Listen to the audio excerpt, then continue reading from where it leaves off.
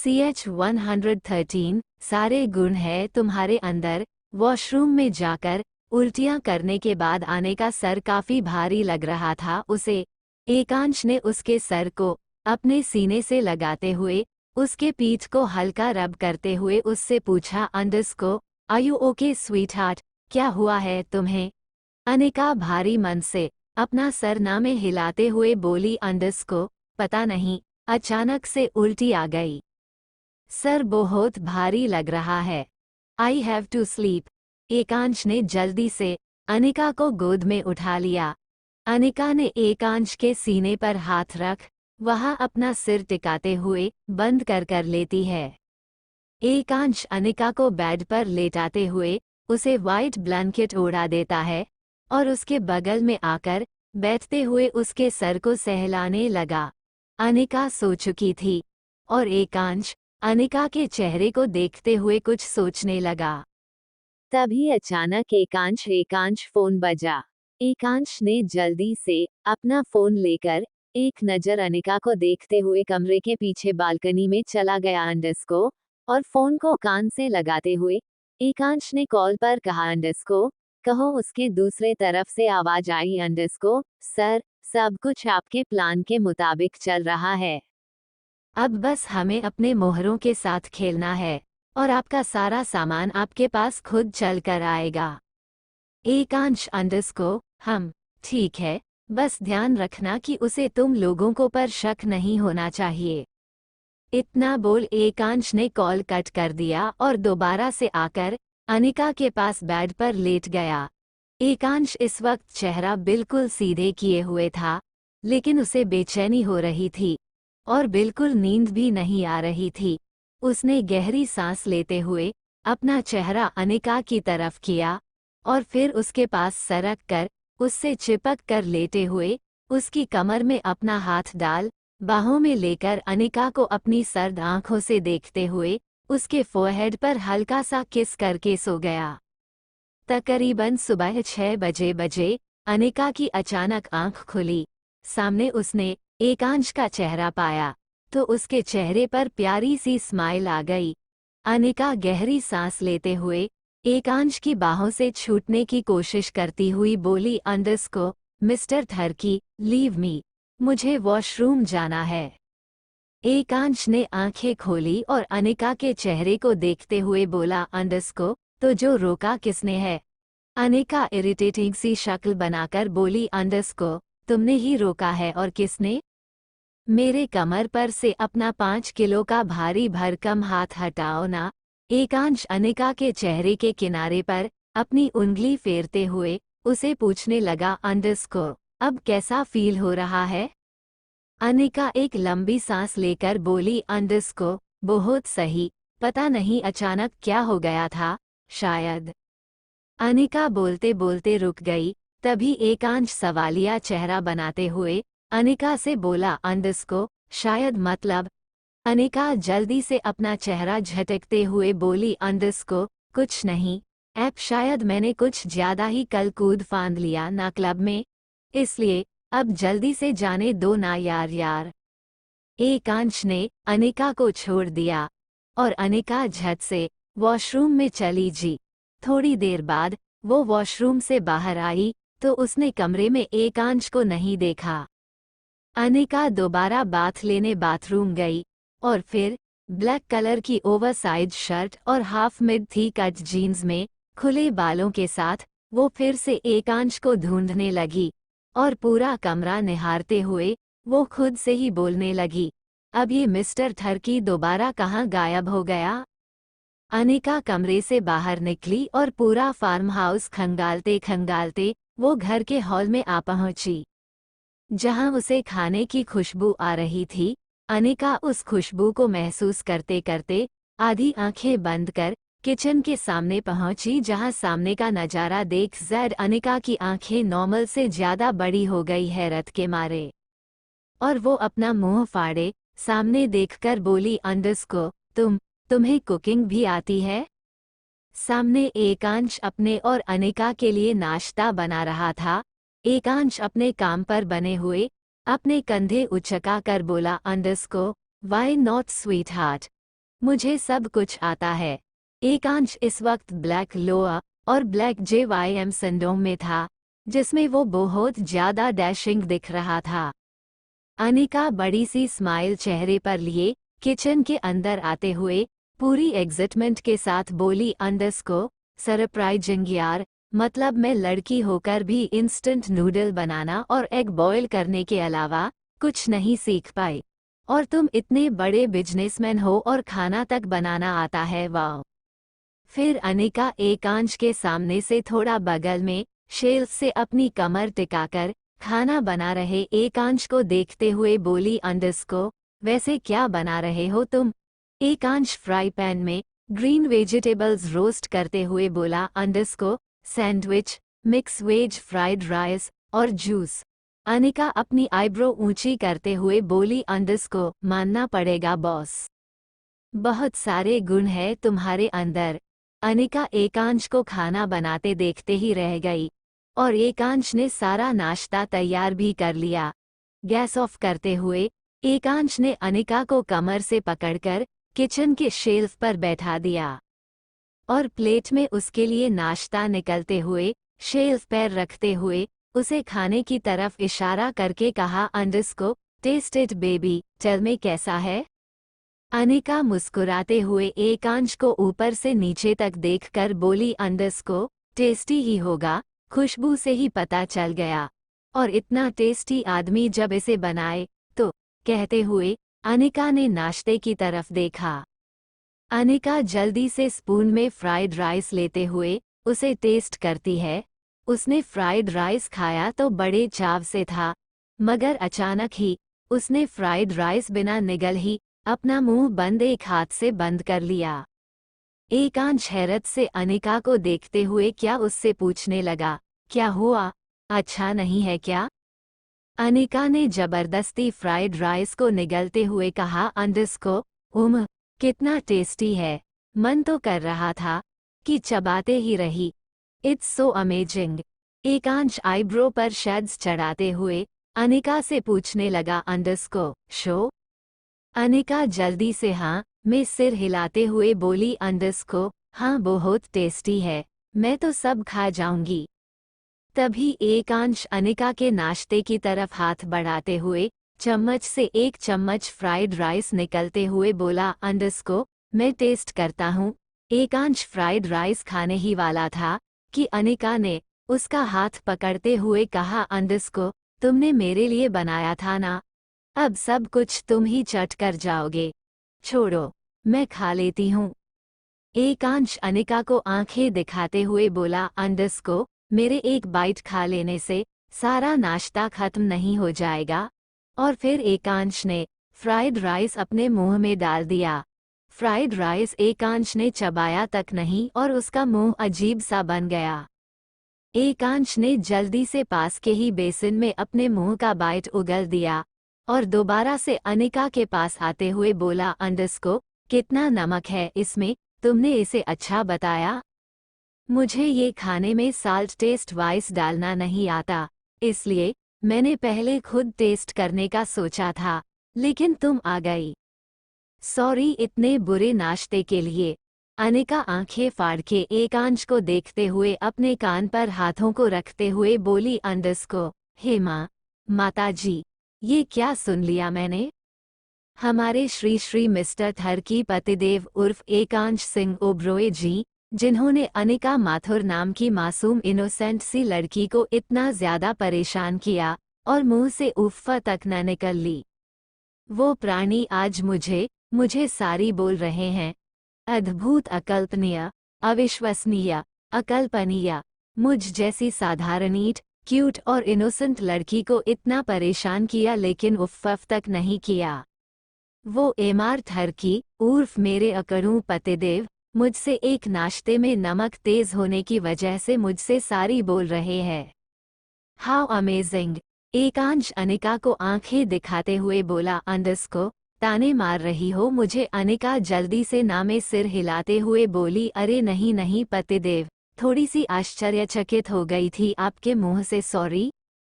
वैसे जो भी हो खाने में इतना तो टेस्ट था कि मुझे अच्छा लगा, बट सैंडविच अभी टेस्ट नहीं किया है, करके बताती हूँ। अनिका ने सैंडविच उठाया और उसे टेस्ट करने लगी और फिर उसका चेहरा ब्लश करने लगा। अनिका सैंडविच का पूरा टेस्ट लेते हुए बोली, सैंडविच वाकई में बहुत टेस्टी है। फिर एकांश अनिका के करीब बढ़ा और उसके होठों को देखते हुए बोला, अंडरस्को, मगर मुझे तो यहाँ कुछ और ही टेस्टी लग रहा है। Can I taste your lips? Anika Ekansh से अपना चेहरा पीछे करते हुए बोली, अंडरस्को, नो, अभी सिर्फ मैं टेस्ट करूंगी, वो भी तुम्हारा सैंडविच। आगे जारी है। Untitled chapter. एकांश अनिका को ब्रेकफास्ट कराकर उसे कमरे में ले आया और खुद हाई लेंथ सूट बूट में तैयार होने लगा। अनिमा बेड पर बैठे बार बार अपना पैर हिलाते हुए एकांश को देखकर बोली, अंडरस्को, कहाँ जाने की तैयारी कर रहे हो? एकांश ड्रेसिंग टेबल के सामने अपने कोट के बटन लगाते हुए बोला, अंडरस्को, आज रात आने में थोड़ी देर हो जाएगी। सुबह के लिए मेड को मैंने छुट्टी दे दी थी, लेकिन थोड़ी देर में वो फिर से आ जाएगी। आई नो तुम्हारी हेल्थ ठीक नहीं है, किसी भी चीज़ की ज़रूरत हो तो उसे बोल देना, और कोई भी लापरवाही करें तो सिर्फ एक कॉल कर देना मुझे। अनिका मुंह बनाते हुए बोली, अंडरस्को, क्या यार, हनीमून का कोई स्वाद ही नहीं आ रहा। ऐसे कौन मनाता हनीमून? तभी एकांश, जिसने कोट बटन लगा दिए थे, वो पीछे मुड़कर अनिका के पास आते हुए घुटनों के बाल फर्श पर बैठकर अनिका के थाई पर अपने हाथ रखते हुए बोला, अंडरस्को, हनीमून का स्वाद चाहिए तुम्हें? तो फिर जाना कैंसिल कर दूं? अनिका आंखें बड़ी करके एकांश को देखते हुए बोली, अंडरस्को, अरे नहीं, मेरा मतलब वो नहीं था। तुम्हें जो काम करना है तुम करके आ जाओ वापस, मुझे पूरे दिन अपनी बैंड नहीं बजवानी। तुम रात में बस जब आओ तो मुझे जगा देना, क्योंकि आज तो मैं जी भर के चैन की नींद सोऊंगी। एकांश गर्दन टेढ़ी करके अपने चेहरे से ऊपर टिके अनिका के चेहरे को देखकर बोला, अंडरस्को, और मेरे बगैर तुम्हें नींद आ जाएगी? अनिका, अंडरस्को, क्यों नहीं आएगी? तुम्हारे बगैर ही अच्छी नींद आती है मुझे। तुम तो बस परेशान करने के लिए आए हो मेरी जिंदगी में। अनिका की बात सुन एकांश चिढ़ गया और उसने अनिका की गर्दन पकड़ अपनी तरफ झुकाते हुए उसके होठों के करीब अपने होंठ लाकर कहा, अंडरस्को, तो ये परेशानी तुम्हें मुबारक हो मेरी स्वीट हार्ट, तुम इस परेशानी से बिल्कुल दूर नहीं हो सकती। इतना बोल एकांश ने अपने होंठ अनिका के होठों से जोड़ दिए और अनिका के होठों को अपने दांतों से दबोचते हुए उसे बाइट करने लगा। तभी अनिका ने एकांश के दोनों कंधे पर अपने नाखून गड़ाते छटपटाते हुए उसे छूटने की कोशिश की। एकांश ने बीच किस के बीच में ही अनिका के होठों को छोड़ दिया और उसे देखते हुए एविल स्माइल के साथ बोला, अंडरस्को, क्या हुआ, दर्द सहा नहीं जा रहा? अनिका मुंह बनाते हुए एकांश से बोली, अंडरस्को, मैं कोई चिकन नहीं हूँ जो इस तरीके से चबाते रहते हो, किस करना नहीं आता क्या? एकांश मुस्कुराते हुए अनिका से बोला, अंडरस्को, तुम अच्छे तरीके से जानती हो मेरे किस करने का तरीका। अगर तुम्हें मेरे किस से प्रॉब्लम हो रही है तो तुम मुझे किस कर सकती हो, वरना मैं फिर शुरू हो जाऊंगा। अनिका एक सांस लेकर बोली, अंडरस्को, तुम कभी नहीं सुधरोगे मिस्टर थर्की। इस वक्त मुझ में तुम्हारा पैशन सहने की हिम्मत नहीं है, इसीलिए मैं तुम्हें खुद ही किस कर देती हूँ। अनिका एकांश की तरफ झुकी और उसके हैंडसम चेहरे को अपने हाथों में भरते हुए उसे बड़े ही अंदर तक महसूस करने लगी। वो एकांश को पूरी भावनाओं के साथ छू रही थी और उसके चेहरे को अपने हाथों में महसूस करते ही अनिका का चेहरा ब्लश करने लगा। वो अंदर से खुश थी और उसने खुद एकांश के होठों से अपने होंठ जोड़ लिए और उसके होठों पर वेट किस करने लगी। एकांश भी बेकाबू हो गया और उसने एक हाथ अनिका की पीठ पर रखा और दूसरे हाथ से उसके चेहरे को पकड़ते हुए अनिका के होठों को और शिद्दत से चूमने लगा। दोनों इसी तरह एक दूसरे को पैशनेट किस कर रहे थे। उनकी पैशनेट किस धीरे धीरे इतनी ज्यादा ठीक होती गई कि अब एकांश के फोन की रिंग भी बजने लगी, लेकिन फिर भी वो एक दूसरे को नहीं छोड़ रहे थे। तभी अचानक अनिका अपने सेंस में आई एम और उसने एकांश के चेहरे को छोड़ते हुए उसे हिलाकर खुद से दूर होने का इशारा किया। एकांश अभी भी अनिका को नहीं छोड़ रहा था। तभी उसने देखा कि अनिका को सांसें लेने में तकलीफ होने लगी है, और फिर न चाहते हुए भी उसने अनिका के होठों को छोड़ दिया। अनिका अपने सीने पर हाथ रख जोर से खांसते हुए एकांश को देखने लगी। वही एकांश ने अपने जेब में पड़े फोन पर ध्यान दिया जो कब से रिंग हो रहा था। एकांश ने फर्श खड़े होते हुए अनिका के सर को सहलाया और बालकनी के पास चला गया, और कॉल पर उसने जवाब दिया अंडरस्को प्लानर का सामान एयरपोर्ट तक पहुंचा कि नहीं। तभी फोन पर दूसरी तरफ से अयान बोला अंडरस्को सर हमारे सामान अलग अलग हिस्सों से आयरलैंड तक पहुंचेंगे। एयरपोर्ट वाला रास्ता सबसे ज्यादा खतरनाक साबित होने वाला है, क्योंकि यहाँ अगर कोई भी चूक हुई तो फिर हमारे सारे आदमी के साथ हमारे सामानों का भी नुकसान होगा हमें। इसलिए मैंने आपके कहे के मुताबिक ही सारी अरेंजमेंट की है। आधे घंटे में चेकिंग एरिया में सामान पहुंच जाएगा, और वेपन्स की जिम्मेदारी मैंने काबुल को दे दी है। वो बस आइलैंड पर पहुंचता ही होगा, आप आराम से वहां पहुंच जाइए। एकांश अंडरस्को हम बस काम परफेक्ट होना चाहिए, और फिर सामान आज रात ही हमें इंडिया और बाकी देशों के अलग अलग कोनों तक सप्लाई करवाने के लिए भेजना होगा। इतना बोल एकांश कॉल कट कर दिया और फोन जेब में रख जब उसकी सामने नजर पड़ी तो अनिका वहां खड़ी थी। अनिका गौर से एकांश को देख रही थी। वही एकांश के चेहरे का रंग भी पीला पड़ गया।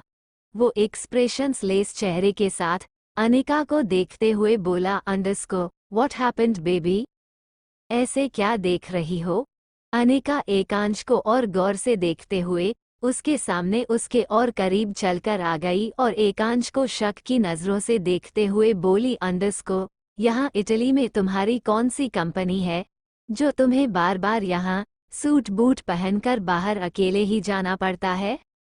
एकांश अनिका की कमर पर हाथ रख उसे झटके से खुद से चिपकाते हुए उसके चेहरे के किनारे के बालों को साइड करते हुए उसकी आंखों में देखकर बोला अंडरस्को मेरे बहुत सारे काम है बेबी, कौन से काम के बारे में जानना चाहोगी।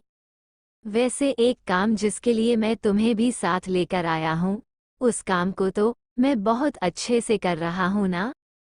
अनिका एकांश के सीने पर मुक्का मारते हुए बोली अंडरस्को जब देखो वही बातें, तुम्हें कहीं जाना था ना, अब जाओ। एकांश हाँ में सिर हिलाते बोला अंडरस्को okay take care sweet heart. Ekansh ने अनिका के फोरहेड पर किस किया और उसके बालों को थोड़ा सा सहलाते हुए फार्म हाउस से आयरलैंड के लिए निकल गया। इधर अनिका एकांश के जाते ही सोच में पड़ गई और खुद से ही बोली अंडरस्को कल से मुझे उल्टियां इतनी ज्यादा क्यों आ रही है और पीरियड्स भी मिस हो गए मेरे, कहीं मैं जो सोच रही हूँ वो सब। अनिका बीच में ही अपनी बात रोकते हुए अपनी भालू वाली पिंक स्वेटर पहने कमरे से बाहर निकल गई और हॉल में आई। डाइनिंग टेबल के पास एक लगभग 35 साल की औरत थी जो कि डाइनिंग टेबल की क्लीनिंग कर रही थी।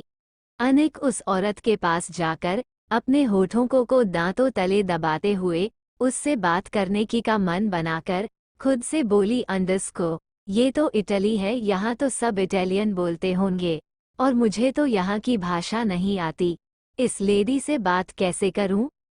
या इंग्लिश तो सबको आती होगी, इसे भी आती होगी, इससे बोलती हूँ अंडरस्को। तभी अनिका उस औरत से बोली अंडरस्को miss I want your help can you.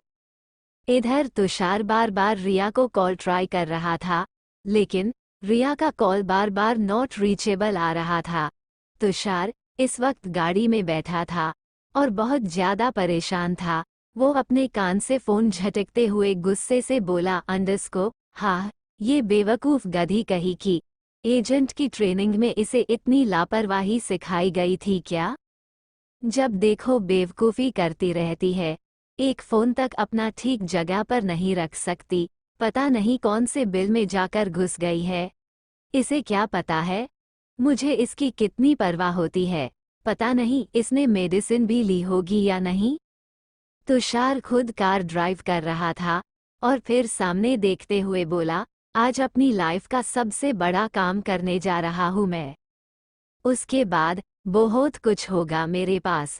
बहुतों की बलि चढ़ाई है मैंने इस मुकाम तक आने के लिए। यहाँ तक कि रिया भी मेरी लाइफ में किसी की बलि का ही नतीजा है। इतना बोल तुषार के चेहरे पर इविल स्माइल आ गई। और फिर वो बोला अंडरस्को एकांश एकांश एकांश ओ सिंह ओबरॉय मेरे दोस्त पूरी पलटन लेकर आ रहा हूँ तुझे मौत की नींद सुलाने। इधर कुछ देर बाद अनिका वॉशरूम में गई और वहाँ उसने प्रेगनेंसी किट यूज किया और किट देखते ही वो चौंक गई और वो अपने सिर पर हाथ रखते हुए लाल हो चुके किट की लाइन को देखकर बोली अंडरस्को what the hell I am pregnant. मैं मॉम बनने वाली हूँ इतनी जल्दी। बट हाउ अभी तो मैं खुद बच्ची हूँ। कॉलेज के सेकंड ईयर में हूँ मैं और मैं प्रेग्नेंट हो गई। ये सब उस मिस्टर थर्की की गलती का नतीजा है। अनिका ने हाफते हुए अपना मुंह बंद कर लिया। थोड़ी देर बाद वो वॉशरूम से बाहर आई और बेड पर आकर बैठते हुए वो ठंडे दिमाग से सोचते हुए बोली अंडरस्को अनिका ये दुखी होने वाली बात कैसे हुई? तेरे स्टमक में बेबी है मिस्टर थर्की और तेरा बेबी। तुझे बाहर निकल के वो मॉम बोलेगा। अब इतना सब कुछ हो ही गया है तेरी लाइफ में तो इसे भी एक्सेप्ट कर ले। अनुका ने अपने पेट की तरफ नजरें झुकाई और अपने पेट पर हाथ रख वो अलग हो एहसास महसूस करने लगी और इमोशनल होते हुए बोली अंडरस्को इट्स माय बेबी। फिर अनिका मुंह बनाते हुए घबरा कर बोली अंडरस्को एकांश और मुझे एक साथ फिजिकल रिलेशन में आए तो 3 महीने से ज्यादा हो गए हैं। बट शादी को तो सिर्फ 1 महीना हुआ है। सब क्या सोचेंगे इस न्यूज़ को इतनी जल्दी सुन के? और फिर अनिका अपने सिर पर हाथ मारते हुए खुद से बोली अंडरस्को पागल लड़की मिस्टर थर्की को तो इस बारे में कुछ पता ही नहीं है। वो इस बारे में जानेगा तो क्या रिएक्ट करेगा? कहीं उसका रिएक्शन कुछ शॉकिंग हुआ तो? कहीं उसे पापा बनना इतनी जल्दी अच्छा नहीं लगा तो? वो तो कितना रोमांटिक है। कहीं अनिका मन ही मन में बातें बनाने लगी। इधर रात का वक्त हो चुका था। सिसली से थोड़ी दूरी पर मौजूद एक वीरान आइलैंड कहा हर कोई आने से कांपता है और इस जगह को हॉन्टेड करार किया जा चुका है कई बार पुराने समय में। ये अड्डा है एकांश के बड़े से बड़े गैरकानूनी कामों का। यहाँ हर दूसरे महीने एकांश किसी बड़ी डील के लिए देश विदेश के खतरनाक लोगों को इनवाइट किया करता था और सब बहुत जाने माने अपराधी या बड़ी हस्ती आए हैं यहाँ। आज भी 40 से ज्यादा की तादाद में यहाँ माफियाज और गैंगस्टर्स के मेंबर्स इकट्ठा हुए हैं। इस घने जंगल वाले आइलैंड के बीचों बीच एकांश के खास आदमी लियो ने सारी अरेंजमेंट्स हर जगह करवाई थी। अच्छा खासा हीरो और वेपन्स का एक्सिबिशन चल रहा था। एकांश अपने हाई लेंथ कोट में हाथ डाले आंखों पर ब्लैक गॉगल चढ़ाए हर एक चीज की कीमत वसूल कर रहा था। जिन इलीगल सामानों को उसने सरकारी खजाने से अपने जगह जगह फैले आदमियों से मंगवाया था। तभी अयान एकांश के पास आया और उसके कान में कुछ बोलकर चला गया। एकांश के चेहरे पर इविल स्माइल आ गई और तभी सामने से एक आदमी जो कि इंडियन हो था उसने एकांश से पूछा मिस्टर यस ओ ये सब तो ठीक है बट वो हमारा बेशकीमती 3 ब्लू डायमंड किधर है जिसे 1 साल पहले आपने म्यूजियम से उठवाया था। आज तो आप उसकी बेहतरीन डील करने वाले थे ना। इधर तुषार शिप में रोमन और उसके बहुत सारे आदमियों के साथ वेपन्स लेकर आइलैंड की ओर बढ़ता ही जा रहा था। और वो रोमन से शिप काली रात और समुद्र की ठंडी हवा महसूस करते हुए बोला, अंडरस्को एकांश का आधा माल तो हम लोगों ने उड़ा लिया। अब एकांश उन सब को क्या जवाब देगा? मुझसे छुपाया न उसने आज के डील के बारे में। अब देख एकांश, मैं आज के बाद तेरा अस्तित्व की सबसे छुपा दूंगा। आगे जारी है।